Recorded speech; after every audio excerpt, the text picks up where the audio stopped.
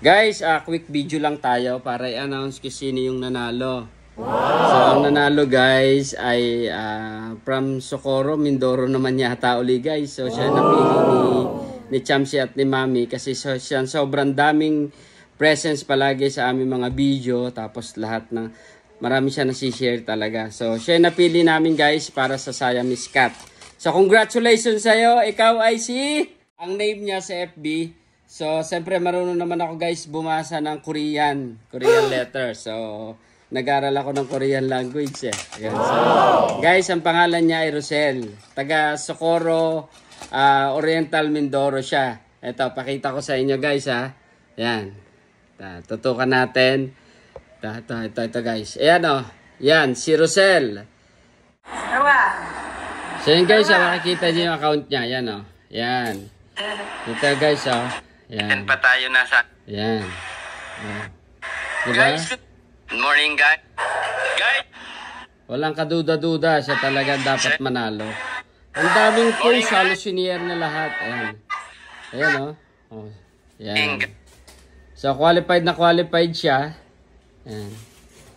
Pero parang bago rin lang siya guys na followers namin. Pero nagpakita siya ng matinding suporta.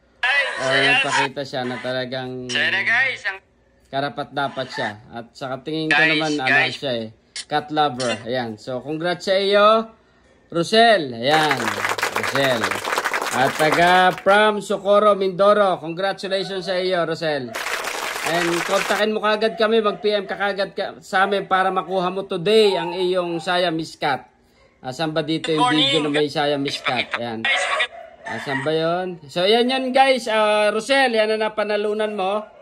Yan. Siamese Cat. Congratulations sa iyo. So, yun na guys. Ayan, nakapili na kami. So, congratulations kay Rosel. And sana makapag-PM ka kagad kasi gusto namin makuha mo today. So, ayun, pag hindi mo nakuha today, pipili kami ng iba. Okay? So, congrats guys sa iyo, Rosel, from Socorro, Mindoro. Bye! And sana guys, pala, suporta ulit sa sunod. Kasi may dalawa pa kaming Siamese na ipamimigay bago pa mag-husky woolly puppy ulit. So, pakita nyo guys, nasuporta nyo kagaya nito ni Ma'am Rosel. Sobrang nakita namin talaga yung effort niya. So, bawat video namin, naka-comment siya, naka-share siya, ay nagre-react siya. So, sana ganun din yung mga gusto talaga magkaroon ng cat at saka ng husky.